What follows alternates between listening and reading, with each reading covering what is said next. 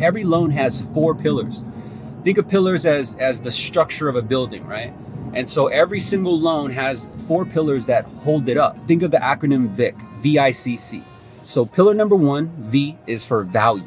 Value is very important, right? Because that determines the flexibility or the options that that particular prospect has. So you have to identify the importance of value. But here's the thing.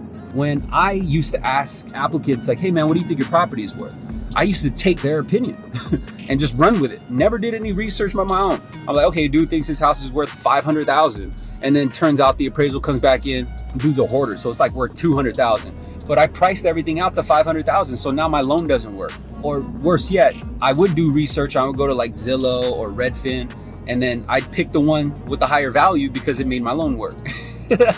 Like I had a biased opinion. And so I noticed that when I was asking that question, I was getting more deals that would die, right? Because I would more or less throw it up against the wall and hope it sticks. But value plays an important role. Without that structure, my loan will fall apart. Get it? Because it needs all 4 pillars. Pillar number 2, I, that's income. Income is another important pillar for your structured loan, because without income, again, your loan's gonna fall apart. Now, here's the thing that I used to do that ultimately came to my demise, because when I put loans in the pipeline, they would just fall apart. And I would ask my applicants, like, hey man, how much do you make like gross annually?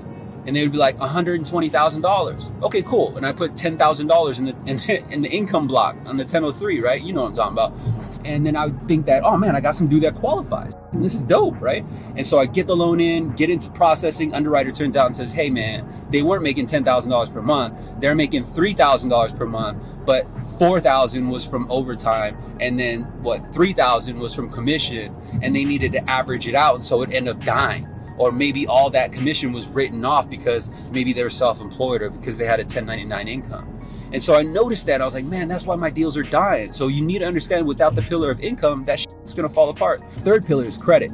Credit is just as important, because you need to understand if they're gonna have limitations, because you need to craft your conversation based on what's applicable to them.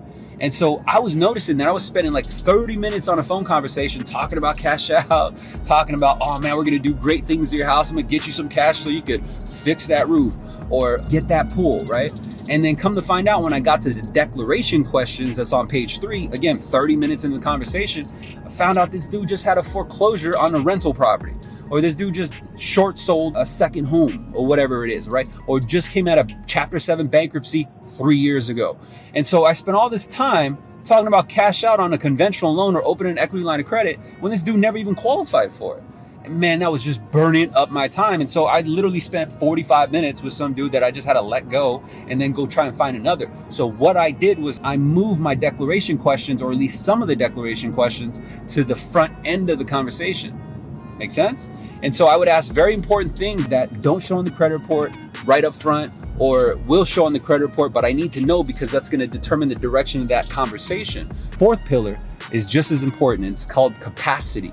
Capacity is your back-end D.T.I.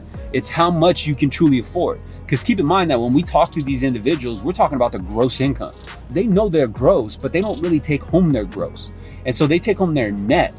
So capacity is very important, because not only would it let you know if they can basically afford it, but it's gonna build the leverage that you have in the loan. And that's why it's an important structure. The reason why I had deals ghosting me or leaving me is because I ignored the capacity. I ignored the leverage, the pain. And so then capacity, which changed the way I was originating loans, opened up my eyes and said, oh, that's why it's the fourth pillar, is because that's what keeps it glued to you. Because you need to identify the capacity. Most loan officers are losing deals in the back end to the competitors because the other competitor was the one that identified the capacity.